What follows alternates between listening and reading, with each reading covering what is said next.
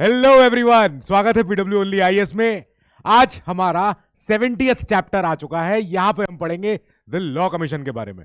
Law commission ने कई इतिहास में भी काम किया है, हिस्ट्री से हमारे आजादी से पहले से काम कर रहा है, आजादी के बाद भी कर रहा है, यानी प्री एंड पोस्ट इंडिपेंडेंस तब तक और अभी भी कंटिन्यूअसली ये रिफॉर्म करता ही रहता है। हमारे देश के जितना जो लीगल फ्रेमवर्क है, जो हमारा जस्टिस डिलीवरी का सिस्टम है, या जितने हमारे केस लिटिगेशन ये सब होते हैं, कौन से एक्ट्स को हटा दिया जाए, किसी नए एक्ट पे अगर चर्चा करनी है, जनता के सारे स्टेक होल्डरों से, कोई इंपॉर्टेंट जो कंसर्न ग्रुप्स हैं उनसे राय लेके सरकार को एक अच्छी सी रिकमेंडेशन देते हैं और लॉ कमीशन की फिर जो रिकमेंडेशन होती हैं पार्लियामेंट भी जाती हैं, तो इनके ऊपर फिर बात होती है। आज करेंगे इसी चैप्टर पे बात। यहाँ पे ये तो हमारी उड़ान मैगजीन है, ये आपके प्रीलिम्स के लिए ऑब्वियसली बहुत हेल्पफुल है।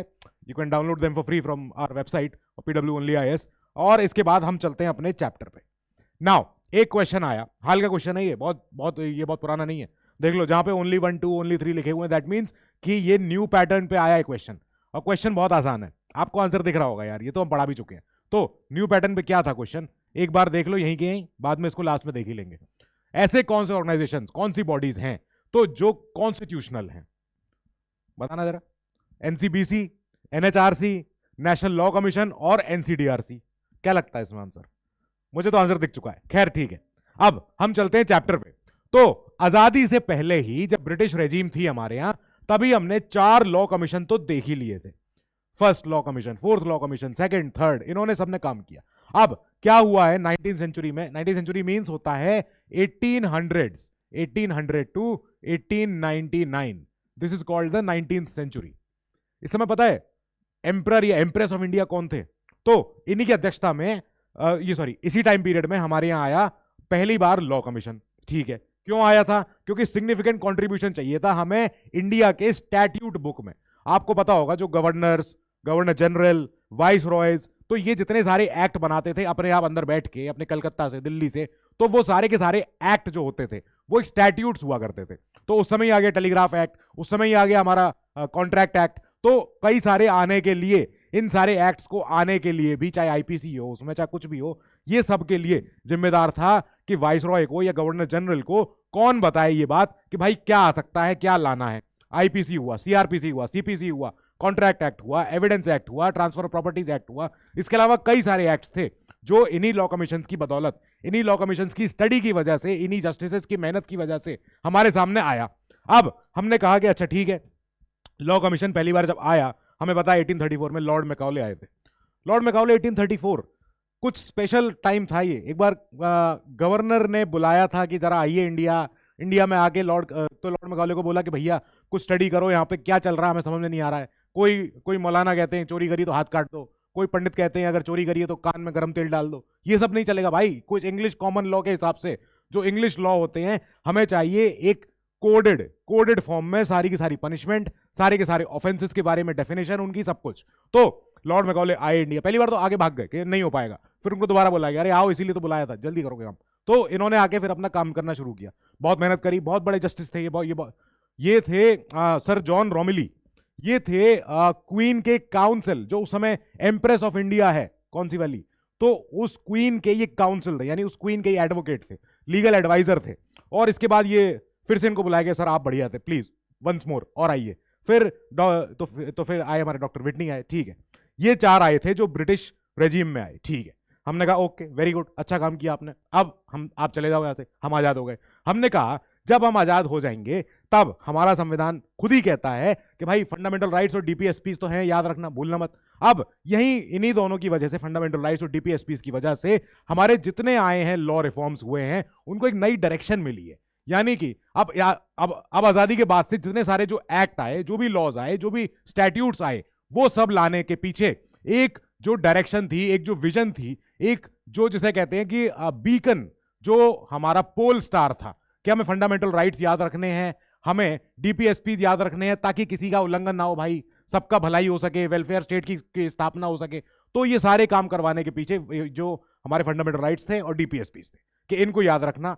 संविधान के जो हमारी जो प्रियम्बल है, उद्देशिका है, उसको याद रखना। आर्टिकल 372 संविधान के अंदर ही कहता है कि एक बार जो प्री कॉन्स्टिट्यूशनल लॉज बन गए वो रहेंगे जब तक कि वो अपील या अमेंड या अपील ना हो जाए, रिपील ना हो जाए। ठीक है भैया, आसान है। हमने कहा कि ये तो ठीक है, पर लॉस के बारे में या तो सुप्रीम कोर्ट से जाके पूछें हर बार, या फिर हम अपने यहां खुद एक एस्टैब्लिश करें एक लॉ कमीशन। ठीक है, वेरी गुड, अच्छा लग रहा है। अब इसके बाद लॉ कमीशन की डिमांड होनी शुरू हो गई, पार्लियामेंट में भी हुई, पार्लियामेंट के बाहर भी हुई। सरकार ने कहा बहुत बढ़िया, आप कह रहे हो हम बनाते हैं लॉ कमीशन, लॉ कमीशन हमारा ही काम आसान करेगा।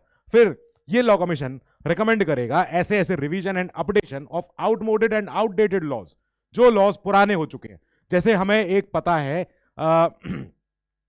ट्रेजर एक्ट, तो ट्रेजर एक्ट क्या कहता है कि ट्रेजर एक्ट कहता था, अब तो खैर रिपील हो गया, वो कहता था कि अगर आपको अपने घर की खुदाई के दौरान कोई भी 10 रुपए से ज्यादा की वैल्यू की कोई भी चीज मिली, 10 रुपए से ज्यादा की कोई भी चीज खुदाई के अंदर मिली आपको अपने जमीन में, अपने घर के नीचे, तो you have to report it, आपको उसको रिपोर्ट करना पड़ेगा। टू हुम, टू हुम, जरा एक बार मुझे अंदाजा सोच के बताओ किसको रिपोर्ट करना पड़ेगा, कि अगर मिला भी और आप आंसर सुनोगे तो चौंक जाओगे। तो ये एक्ट था और कई आगे समय तक रहा है ये एक्ट, अभी तक रहा है कुछ, अभी 10 15 20 साल तक। तो अभी जाके ये एक्ट को हमने हटाया है, इसको हमने बोला अब इससे क्या कर, 10 रुपए से ज्यादा की वैल्यू कुछ भी मिल जाएगा 10 रुपए से ज्यादा। तो खैर हमने कहा कि ऐसे ऐसे जो आउटमोडेड या आउटडेटेड ऐसे कानून रह गए हैं, हो गए हैं, जैसे कॉपर वायर टेलीग्राफ एक्ट कहता है कि अगर आपके पास एक स्पेसिफिक विड्थ, जो तार होता है ना, तार कॉपर का, तो ये तार है मान लेते हैं, ये हमने तार बना दिया, अगर इस तार की विड्थ एक सर्टेन डायमीटर से ज्यादा है और आपके पास पाई गई, जेल हो गई। तो ये सारे ऐसे पुराने कानून थे जिनकी अब जरूरत नहीं है। तो ऐसे कानून को हटाने के लिए या उनको रिपील करने के लिए, अमेंड करने के लिए, इनको रिवाइज या अपडेट करने के लिए एक ऐसा लॉ कमीशन हो जो ये काम कर दे। वो सबसे आसान काम कर देगा सरकार का काम आसान हो जाएगा, एंड इट विल, क्योंकि देश की जरूरतें बदल रही है, सही बात है, कर दिया। अब इसके बाद हम आजाद हुए, हमने कहा बताते लॉ कमीशन अब चाह रहे हो, ला दे रहे, ठीक है, ये रहा। फिर सरकार ने बोला ठीक है, लो आप क्या, आ गया पहला लॉ कमीशन, आजाद हुए हैं, अभी जाके संविधान बना है 26 जनवरी 1950 को। 5 साल के अंदर हम, जब अपना सेकंड प्लानिंग कमीशन भी आ रहा था, सब कुछ आ रहा था, हमने कहा लो ये रहा आपका पहला लॉ कमीशन। जब ये लॉ कमीशन आया, इसको पहली बार बोला कि अब 3 साल के लिए, 3 साल के बाद दूसरा लॉ कमीशन आएगा। तो ये थे MC सीतलवाड़ जी, ये उस समय के AGI भी थे, अटॉर्नी जनरल थे। तो इनको हमने कहा कि सर आपकी अध्यक्षता में प्लीज आप जरा संभालना, और आपके सामने कई सारे अब कानून आएंगे, कई सारे ऐसे क्वेश्चन आएंगे, टॉपिक आएंगे जो कि आपको पढ़ने हैं और आपको एडवाइस देनी है हमको, सरकार को। ठीक है भैया। फिर लॉ कमीशन का रोल यहीं से दिखने लग गया कि नॉन स्टैट्यूटरी है और एडवाइजरी बॉडी है।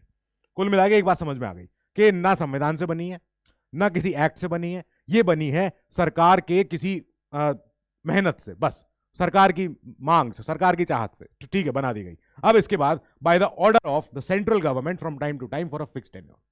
ठीक है भैया, कोई एक्ट नहीं आया इसके लिए, कोई कानून की इनके पास पावर नहीं है, पर लॉ कमीशन है। ये लॉ कमीशन कितनी सारी रिकमेंडेशन देता है, कितने बड़े बड़े टॉपिक्स पे चर्चा करता है, कितने इंपॉर्टेंट टॉपिक्स पे जिन पे अभी सरकार सोचना चाह रही है कि हम कानून लेके आए।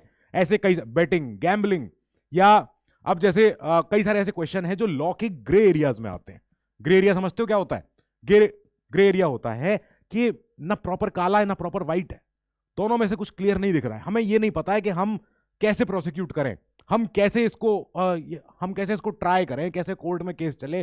कुछ ऐसे एरियाज हैं जो लॉ पे हम जिस पे बहुत क्वेश्चन कर पाते हैं।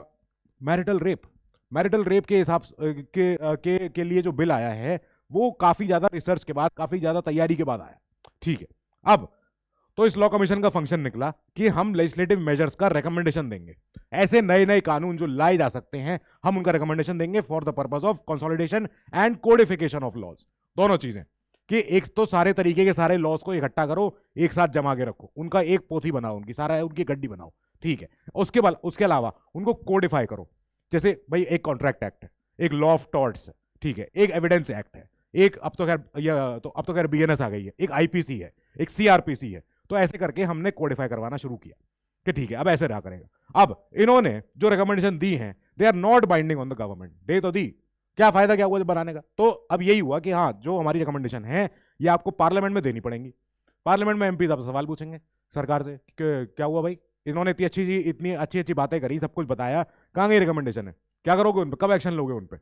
तो जहां भी रिकमेंडेशन अगर एडवाइजरी नेचर की है, दैट मीन्स पार्लियामेंट में तो जाएगी और वहां पे जनता के प्रतिनिधि MPs हमारे आपके जाके सरकार से सवाल कर सकते हैं कि अब आपको इस पे एक्शन लेना है, कब लोगे, या एक्शन लिया था तो कितना लिया था ये भी बता दो। तो फिर सीतलवाड़ जी के बाद ऐसे हमने 21 और देखे हैं लॉ कमीशन जो हुए अब तक के। सबका टेन्योर 3-3 साल का रहा, ठीक है, पर उनका सबका डिफरेंट टर्म्स ऑफ रेफरेंस है, यानी कि उनका डिफरेंट डिफरेंट वर्किंग है, उनका डिफरेंट डिफरेंट, उनको उनको जो जो उनको पता चला कि हाँ ये इंपॉर्टेंट उस समय मुद्दा है देश में, उस पर काम कर दिया।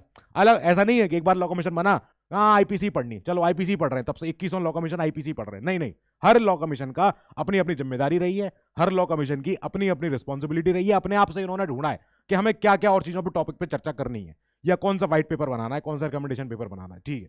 अब जो यहाँ पे आपको 22nd लॉ कमीशन, इसको थोड़ा छोटा करते हैं तब आपको दिखेगा, हाँ, तो अब आपको अगर ये दिख रहा होगा 22nd लॉ कमीशन, ये 2020 से 2024 का है। आप कहोगे सर 3 साल का होता था, लेकिन ये हुआ कि इनको 31 अगस्त तक का इनको और ज्यादा समय मिला है कि आप रहिए, और आप अभी 31 अगस्त 2024 तक जस्टिस ऋतुराज अवस्थी जी अभी यहां पे देखेंगे और इसको संभाले रखेंगे लॉ कमीशन को, जब तक कि चुनाव हो जाते हैं, नई सरकार आ जाती है, फिर एक नया कमीशन आ जाएगा, ठीक है, आसान है।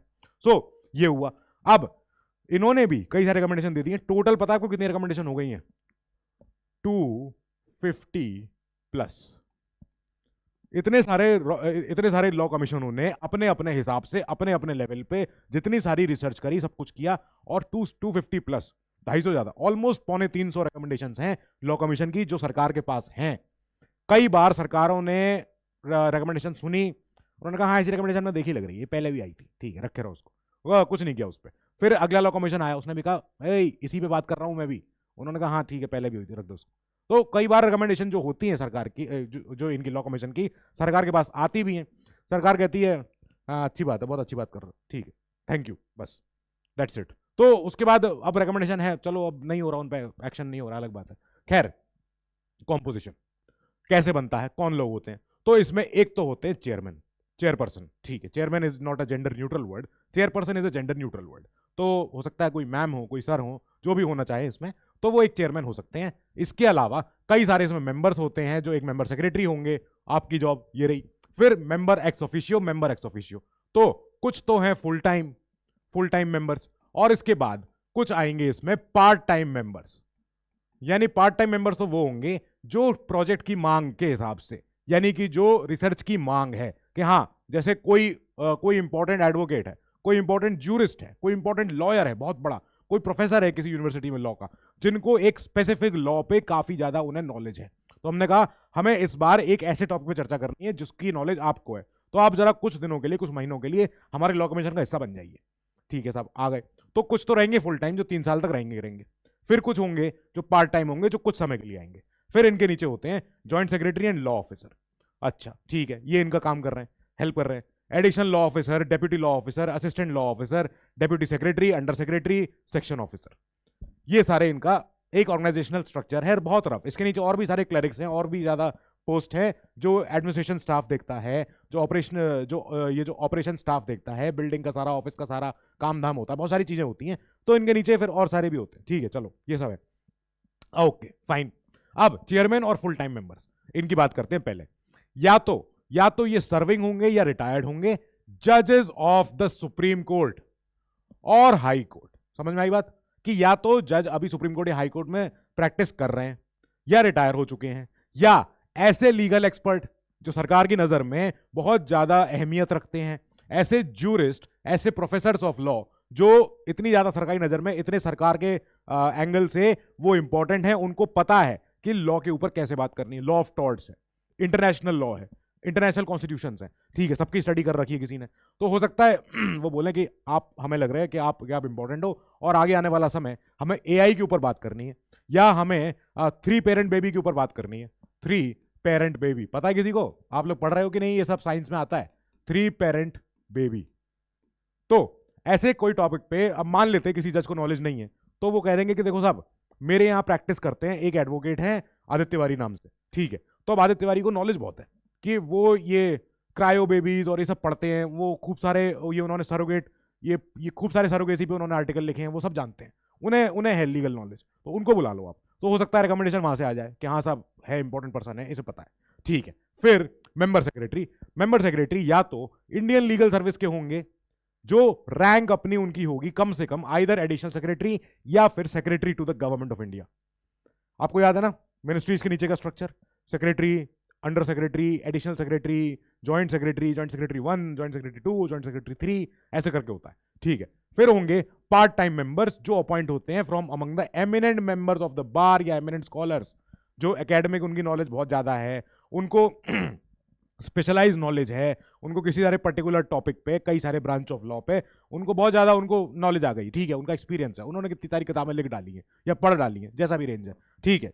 कमीशन का रेगुलर स्टाफ जो हमने बात करी और जनों की और लोगों की consist of about 12 research personnels, जो रिसर्च पर्सनल होते हैं। अब मेंबर्स हैं, मेंबर्स ये जो आपको मेंबर दिख रहे हैं, एक मेंबर 1 है, एक मेंबर 2, मेंबर 3, ठीक है। एक का काम हो गया कि टॉपिक पे प्रॉब्लम ढूंढना, एक का काम हो गया टॉपिक के प्रॉब्लम्स के अराउंड डिफरेंट डिफरेंट सॉल्यूशंस ढूंढना। अब तीसरे का काम हो जाएगा डिफरेंट डिफरेंट सॉल्यूशंस को हम कैसे एक्ट के अंदर, स्टैट्यूट के अंदर एक साथ पिरो सकते हैं, एक साथ लिख सकते हैं। तो सबका अपना अपना रोल हो गया, ठीक है, हम मान के चल रहे हैं ऐसा हो सकता है, ठीक है। फिर हर एक को अपनी अपनी नॉलेज दे दी जाएगी, आपको फिर ये अपना अपना काम उनको डेजिग्नेट कर दिया जाएगा कि भैया अब आपकी रिसर्च पर्सनल आपके साथ ये लगा रहेगा आदमी, ये आपको हेल्प करता रहेगा, ये आपके लिए रिसर्च वगैरह ला के सब कुछ कर करा के आपको एक बार एक आपका पेपर तैयार करवा देगा कि हाँ ये रहा आपके रिकमेंडेशन, ठीक है। फिर डिफरेंट रैंक्स के होते हैं, अलग अलग एक्सपर्टीज होती है इनकी, कोई कोई कहीं कहीं प्लेस हो सकता है। कई सारे जेएनयू से पीएचडी करे हुए लड़के, बच्चे, लड़कियां यहां जाते हैं लॉ कमीशन में काम करने, एम्बेसीज में जाते हैं काम करने, मिनिस्ट्री ऑफ एक्सटर्नल अफेयर्स में जाते हैं काम करने, क्योंकि उनको नॉलेज है, वो उन्होंने बहुत अच्छी पीएचडी करी है, चाहे जेएनयू से हो, चाहे डीयू से हो, चाहे कहीं और से हो, तो यहाँ पे रोल आता है, ठीक है भैया। फिर एक सेक्रेटेरियल स्टाफ है जो हमने अभी बात करी, बाकी एडिशनल काम होते हैं कई सारे अपने कमीशन के, अपने ऑफिस होता है, दफ्तर होता है, बहुत सारी चीजें होती है, ठीक है। तो उनके देखभाल करने के लिए प्रशासनिक साइड की जितनी हमारे कमीशन के अराउंड जितनी सारा एडमिनिस्ट्रेशन साइड है कि हाँ साहब कितने बजे ऑफिस खुलेगा, कितने बजे सामान आएगा, वेंडर यहाँ पे चाय वाय कब लाएगा, यहाँ पे ये वाला फर्नीचर कैसे आएगा, ये सारी बातें, तो ये सब क्लरिकल स्टाफ देख लेता है, ठीक है, ओके फाइन। हमें जानना है लॉ कमीशन के काम बताओ सर, मेन तो ये है, या तो ये प्रॉब्लम ढूंढें, लॉज ऐसे आइडेंटिफाई करें कि साहब ये प्रॉब्लम है, इन लॉज की अब जरूरत नहीं है या रेलेवेंस अब इनकी खत्म हो गई है, and they can be immediately repealed. आपको याद है मोदी गवर्नमेंट ने कम से कम ऐसे 1200 प्लस ऐसे कानूनों को रिपील किया है, खत्म किया है, जिनकी अब वैल्यू नहीं है, जिनके अब कोई पॉइंट नहीं है उन कानूनों को, क्या मतलब रह गया है, हटाओ इन सबको, ठीक। पर कई ऐसे कानून है जो तब के चले हुए हैं, जो अब तक चल ही रहे हैं, ठीक है। तो तब दोनों चीजें होती हैं। अब जब भी हम डीपीएसपी को पढ़ें, जब भी हम डीपीएसपी को एक बार पढ़ें, याद करें अपना जो हमारा पार्ट 4 है जो भी है, ठीक है, कौन सा पार्ट है बाय द वे, ठीक है। तो इसके बाद जब डीपीएसपी में पढ़ेंगे तब हम डीपीएसपी में पढ़ के हमें समझ में आएगा कि हमें कानून कैसे बनाने होते हैं। अंबेडकर जी ने क्या कहा था, अंबेडकर जी ने बोला था कि जो डीपीएसपी है ये सबसे, मैं कहता हूं बहुत इंपॉर्टेंट है इस पूरे संविधान में, क्योंकि अगर कोई डीपीएसपी को याद रख के कानून बना रहा है दैट मीन्स वो कभी गलत होगा ही नहीं, वो हमेशा सबसे मार्जिनलाइज, सबसे पुअर सेक्शन की, सबसे वल्नरेबल सेक्शन की को ध्यान में रखते हुए कानून लिखेगा, कानून बनाएगा। सरकार जब भी कानून बनाए तो सबसे ज्यादा मार्जिनलाइज पर्सन को, सबसे ज्यादा जो हमारे डायरेक्टिव प्रिंसिपल जो कहती है कि स्टेट की पॉलिसी कैसी होनी चाहिए, स्टेट की नीतियां जब बने तो उनका डायरेक्टिव क्या रहे, उनके लिए कीवर्ड क्या रहे कि भाई वेलफेयर स्टेट याद रखना, और कुछ भले ही सब भूल जाओ कोई बात नहीं, पर डीपीएसपी मत भूलना। तो जब भी हम डीपीएसपी को याद रखते हुए एग्जिस्टिंग लॉज को देखते हैं, उनको एग्जामिन करते हैं, तब हम बताते हैं कि इनमें कहां इंप्रूवमेंट है, कहां रिफॉर्म का स्कोप है, कहां पे ऐसे कुछ और कानून अगर आ सकते हैं तो वो बता दीजिए जो इंप्लीमेंट करने हो डीपीएसपी को, ठीक है भैया, आसान है। And to attain the objectives of the preamble, जो प्रियम्बल ने जो हमारे लिए सपने दे रखे हैं कि we the people of India shall strive, सबके लिए हम सब समान रूप से जस्टिस, इक्वालिटी, फ्रेटर्निटी, हम सबके लिए लिबर्टी, सब कुछ रखे रहेंगे। तो जो प्रियम्बल के सपने हैं और जो डीपीएसपी को इंप्लीमेंट करने के लिए नए कानून लाने हैं या पुराने कानूनों को हटाना है या कुछ भी करना है, उनमें एग्जामिन करना है, वो सब आप वो सब लॉ कमीशन करेगा ही करेगा, ठीक है भैया। To consider and convey to the government क्या क्या, it's views on any subject जो भी उस समय इंपॉर्टेंट हो relating to law and judicial reforms, judicial administration, that may be specifically refer to it by the government. अब सरकार बोले कि सर हम चाहते हैं कि हर डिस्ट्रिक्ट में कम से कम 5 हो सेशंस कोर्ट, और 5 अभी क्या पता नहीं है, क्या पता आप सोचिए इस पे, क्या इससे ऐसा हो सकता है कि स्पीडी डिलीवरी हो सकती है जस्टिस की, क्या स्पीडी ट्रायल हो सकता है, क्या ये इनका सारे केसेस का, तो ये लॉ कमीशन फिर उस पर स्टडी कर लेगा, सुप्रीम कोर्ट से बात करेगा, सुप्रीम कोर्ट के जजेस से बात करेगा कि आपको लग रहा है फिजिबिलिटी क्या, ऐसे अभी तो डिस्ट्रिक्ट सेशन कोर्ट एक जगह होती है, दीवानी कचहरी एक होती है, हम कह रहे हैं ऐसे 5 और हो जाए, या इनके पास अगर या अब सरकार कह दे कि सर सुप्रीम कोर्ट की खाली सीट दिल्ली में ही है, हम चाहते हैं देश में कम से कम 4 होने चाहिए सुप्रीम कोर्ट की seats, north south east west हर जगह, ताकि क्या हो, कितने सारे लिटिगेशन होते हैं हर तरफ होते हैं, सुप्रीम कोर्ट की 4 बेंच करवा देते हैं। तो ऐसे में लॉ कमीशन बोलेगा हमसे क्या पूछ रहे हो, वो बैठे हैं सुप्रीम कोर्ट, उनसे जाके पूछो। तो फिर सरकार कहेगी नहीं नहीं, आप लॉ कमीशन के मेंबर हो, आप लॉ कमीशन के आप चेयरपर्सन हो, ऑलरेडी आप सुप्रीम कोर्ट के रिटायर्ड जस्टिस हो, तो आपको आइडिया होगा, आप सीजीआई साहब से बात करो, हम चाहते हैं हमें एक रिकमेंडेशन मिले अच्छे से जो लॉ कमीशन के रूप के तौर से आ रही है, तो फिर उसमें हम काम करना शुरू कर सकते हैं। ठीक है, okay. To consider the request for providing research to any foreign country as may be refer to it by the government. जब सरकार बोलती है कि एक हमारा फ्रेंडली नेशन है, मान लेते कोई सा भी, युगांडा, चलो युगांडा अफ्रीका का एक नेशन है जो पहले ब्रिटिश का कॉलोनियल, वो भी कॉलोनी थी, ठीक है, फिर युगांडा आजाद हुआ, युगांडा ने कहा कि इतना सारा इंग्लिश कॉमन लॉ हो गया यहाँ पे समझ में नहीं आ रहा है, इंडिया से जाकर पूछते हैं। इंडिया कहेगा एक काम करो, हमारे यहाँ लॉ कमीशन है, लॉ कमीशन में आपको जितनी रिसर्च चाहिए, आपको जितनी पढ़ाई चाहिए, युगांडा को लॉ कमीशन आपको करवा देगा। ठीक है, लॉ कमीशन आपके लिए पूरा पूरा कोडिफाई कर देगा, जैसे हमारे लिए लॉर्ड मैकाउले ने किया था, आईपीसी बनवाई थी, ऐसे ही ये लॉ कमीशन युगांडा के किसी अपने कोई आर्टिकल पे, किसी उनके संविधान पे कर सकता। मान लेते हैं युगांडा नहीं, कोई और भी देश हो सकता है, ठीक है, okay. To take all such measures as may be necessary to harness law and the legal process, जितने भी हैं हमारे, जितने कानून को और जितनी हमारी कानून की जितनी अराउंड इतनी सारी चीजें हैं, ये हम हार्नेस कर सकें ताकि सर्विस ऑफ द पुअर हो सके। सबसे मार्जिनलाइज, सबसे जो वंचित वर्ग है, जो टूटा हुआ वर्ग है, जो हमेशा प्रताड़ित रहा है, उस वर्ग को हम लॉ की सारी शक्ति, लॉ की सारी लीगल प्रोसेस हम उनके भले के लिए करवा पाए।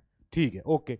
To revise the central acts of general importance, जितने सारे एक्ट हैं जनरल इंपॉर्टेंस जिनकी है, और जो सरकार उनको बोले कि आप पढ़ो इन पे, हो सकता है खुद ही पढ़ लें अपने आप से, सरकार बोले भी नहीं इनसे कि भाई ये एक्ट है आपका, सेंट्रल एक्ट है, बहुत इंपॉर्टेंट है, हम चाहते हैं हम इसकी स्टडी करेंगे, हम आपको बताएंगे कि इसमें इसको सिंप्लीफाई और कैसे हो सकता है, या इसमें कोई अगर एनोमली है, कोई इसमें एक त्रुटि है, कोई गलती है, कोई एक जगह से फॉल्ट हो गया है, फॉल्टी एरर है, जो भी है उसको आप रिमूव कर सकते हो, कोई एम्बिग्यूटी है, कोई इनइक्विटी है, तो उसको हटाया जा सकता है, बहुत आसान है ये। ठीक है, ये स्टडी इनकी होती है।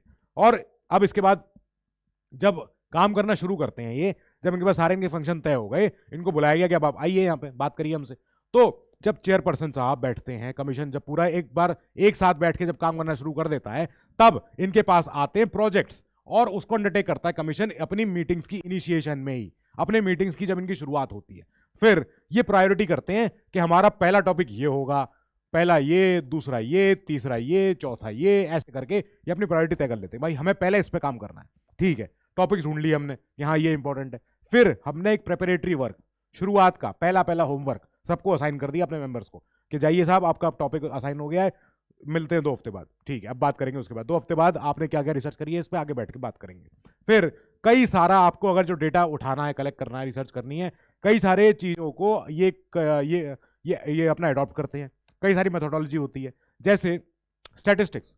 तो स्टैटिस्टिक्स क्या कहती है, सांख्यिकी जिसे कहते हैं, तो सांख्यिकी कहती है कि सारे नंबर्स हैं, सारी डिटेल है, आप अगर किसी भी टॉपिक पे अगर एक राय बनाना चाह रहे हो, पहले आप उसकी स्टैट्स जान लो, पहले आप उसकी स्टैटिस्टिक्स जान लो, यानी कि आप पर्सन 1 से बात कर लो, पर्सन 2 से बात कर लो, पर्सन 3 से बात कर लो, ऐसे कर करके पर्सन 1000 से बात कर लो, तब जाके आपके पास एक सैंपल सेट आ जाएगा कि हाँ जनरल आइडिया ऐसा है लोगों का इस प्रॉब्लम के प्रति, ऐसा। ठीक है, तो अब एक तरीका तो ये है 100 लोगों से, एक तरीका है कुल मिला के 5-6 लोगों से बात कर ली, तो कौन सा सैंपल साइज ज्यादा अच्छा है, कौन सा मेथड ज्यादा अच्छा है, उन सबको फिर ये तय करते हैं भाई हमें कैसे बात करनी है लोगों से, क्या क्या करना है, एंड वर्किंग पेपर तैयार होता है, जिससे प्रॉब्लम्स पहली बार आउटलाइन होनी शुरू हो जाती है कि हाँ भाई अब डेफिनेट प्रॉब्लम ये है। ठीक है, ओके। अब हम ऐसे सजेस्टिंग मैटर्स, या अब हम ऐसे ओपिनियन लाना शुरू करेंगे जो रिफॉर्म डिजर्व कर रहे हैं या इमर्जेस एज द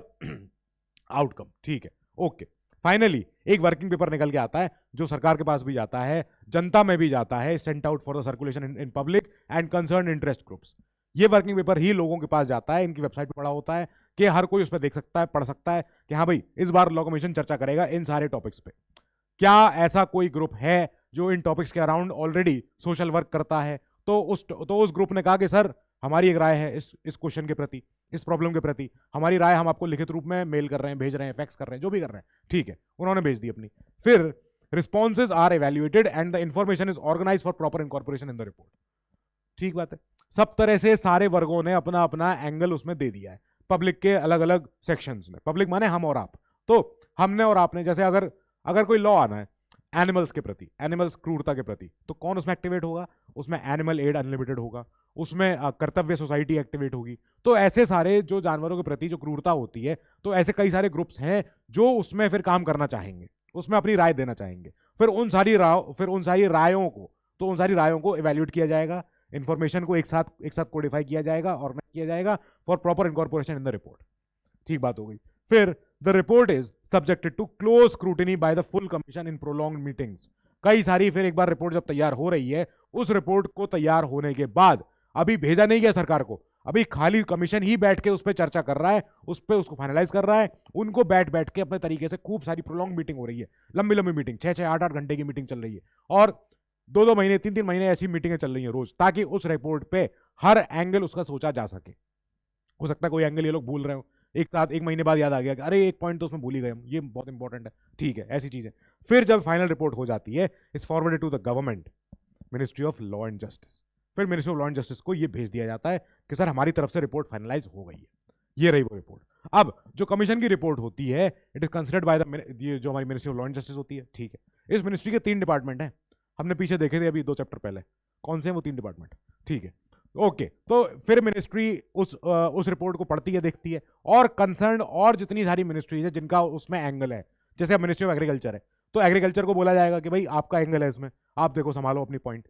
फिर अगर मिनिस्ट्री ऑफ एनिमल हस्बेंड्री है, उनको बुला लिया जाएगा, जरा आप भी आ जाओ इधर। मिनिस्ट्री ऑफ टूरिज्म है, उनको बुला लिया जाएगा। मिनिस्ट्री ऑफ फाइनेंस है, उनको बुला लिया जाएगा। ठीक है, तो ऐसे आ जाते हैं। टिल नाउ कमीशन ने 277 रिपोर्ट्स भेजी हैं अपने अलग अलग टॉपिक्स पे, अलग अलग different subjects, different topics, different कोई ना कोई आइडिया, कोई ना कोई प्रॉब्लम, उसके ऊपर टोटल मिला के 277 रिपोर्ट 2018 तक जा चुकी है सरकारों के पास। ठीक है, 21वें लॉ कमीशन की रिपोर्टें ये थी। Protection of children, inter country removal and retention bill, इसके ऊपर इन्होंने चर्चा करी थी 2016 में। फिर क्रिमिनल लॉ में अमेंडमेंट करना था, provision dealing with food adulteration, जो खाने मिलावट होती है उसके लिए जो बिल लाना था, जो एक्ट लाना था, उसके ऊपर चर्चा होनी शुरू हुई। फिर prospects of exempting income arising out of maintenance money of minor. अगर मेरा डिवोर्स हो जाए, मान लेते हैं, तो मेरे डिवोर्स के बाद मैं, अब क्योंकि आदमी है तो आदमी तो पीछा जाएगा। अब जब आपको पता है क्या होने जा रहा है, मैं आपसे अभी मैं अभी लड़कों से बात कर रहा हूं, अपनी सिंगल आर्मी से बात कर रहा हूं इस समय। ठीक है, सिंगल आर्मी इस समय बहुत ज्यादा एक टफ सिचुएशन में है, क्योंकि कई सारे ऐसे बिल आ चुके हैं, और भारतीय न्याय संहिता में भी, और कई सारे डिफरेंट एक्ट्स हैं जो एक जनरल मेल के अगेंस्ट है। One complaint against you can absolutely decimate your career, can absolutely decimate your family, your life all together. Be very very very thorough. जब भी आप किसी से प्यार करो, जब भी आप किसी से कोई रिश्ता जोड़ो, कुछ भी करने जाओ, be very thorough, be very clear.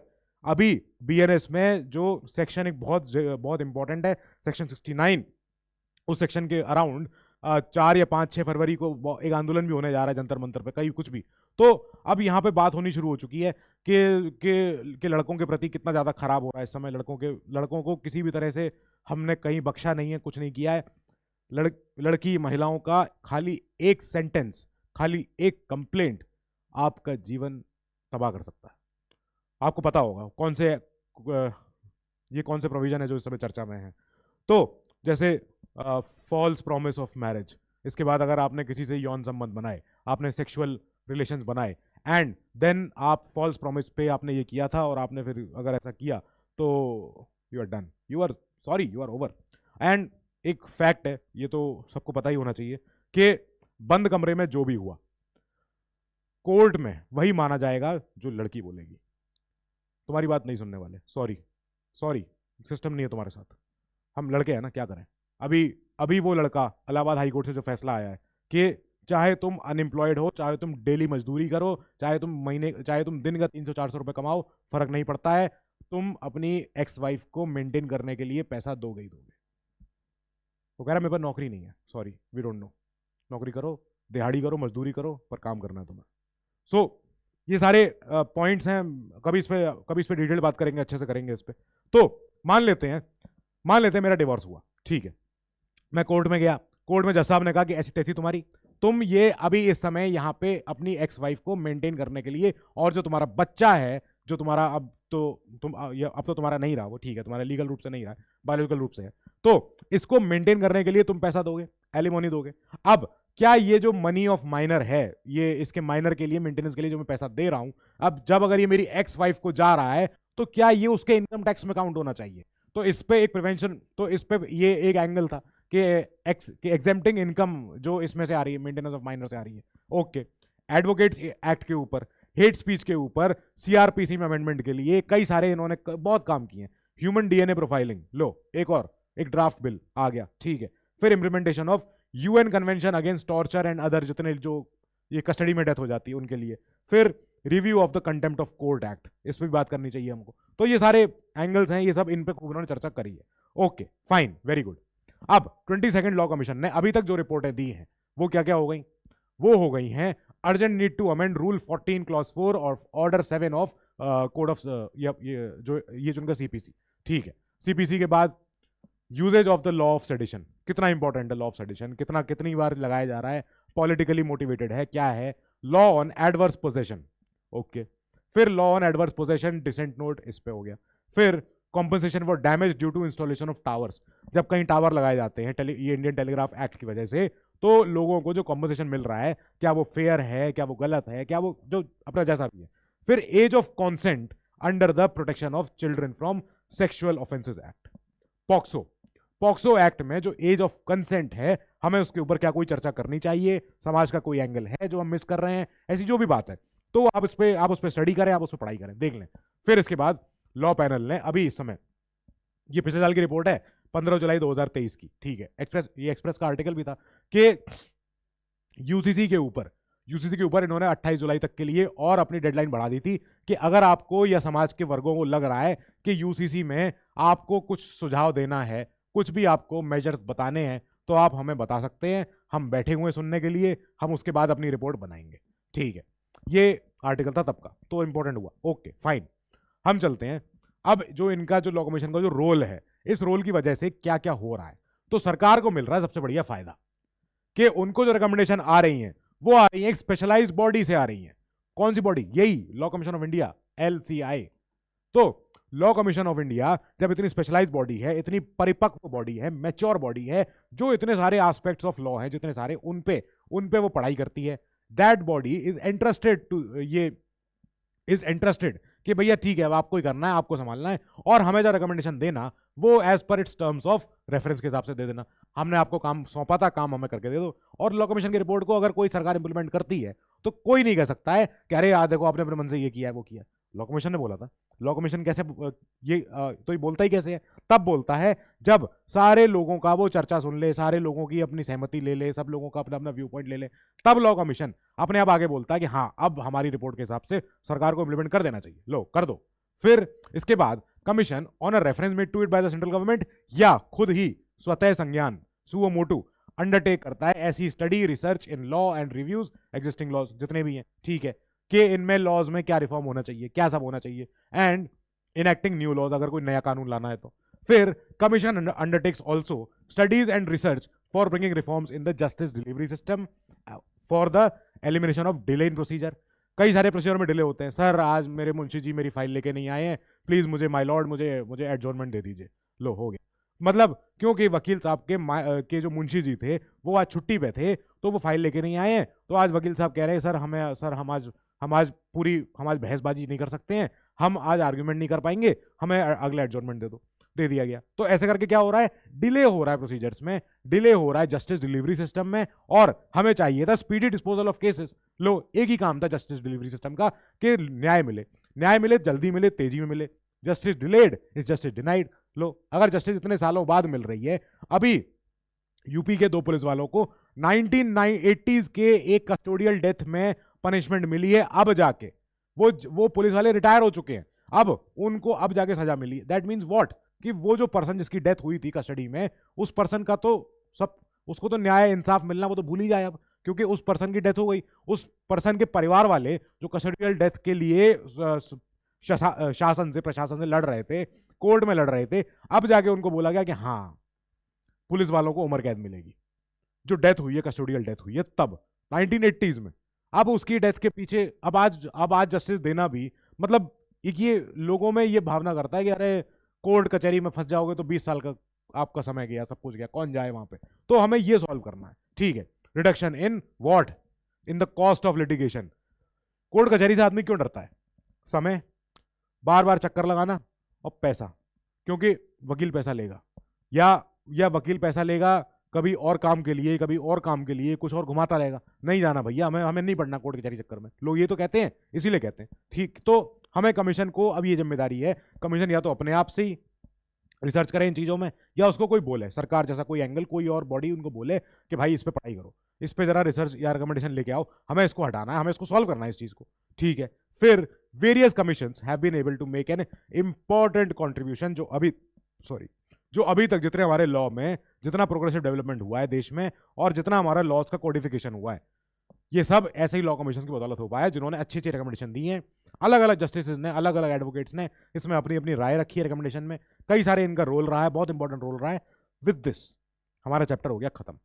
चलो इस क्वेश्चन पे क्वेश्चन कर दोगे सॉल्व? क्वेश्चन सॉल्व हो जाना चाहिए यार, कईयों को तो पता होना चाहिए, नहीं पता चलो फिर बताऊंगा तो हुई, क्यों नहीं बताऊंगा। इन ऑर्गेनाइजेशन को देखो आप, एनसीबीसी, एनएचआरसी, ये अपना एनएलसी, और इसके बाद एनसीडीआरसी। इनमें से कितनी बॉडीज हैं? हाउ मेनी, विच नहीं है, how many of them are constitutional bodies? Answer is, कौन सी लग रही है? Law commission? नहीं, लॉ कमीशन नहीं है, it's NCBC. Okay, NCBC act की वजह से बनी है, बाकी तीनों के तीनों एक्ट की वजह से नहीं बनी है, ठीक है। Okay fine, okay. तो हाँ सॉरी, एनसीबीसी हाँ कॉन्स्टिट्यूशनल बॉडी है। I am sorry, I was wrong, मैं भूल रहा था। ओके, कॉन्स्टिट्यूशनल बॉडी है एक ही, ये रही। NCBC is a constitutional body, बाकी कॉन्स्टिट्यूशनल बॉडी नहीं है। सो विद दिस हमारा चैप्टर यहां खत्म हो गया है। अब हम चलेंगे अपने अगले चैप्टर पे, मिलते हैं तब नेक्स्ट क्लास में। Till then you keep studying, stay safe, good luck.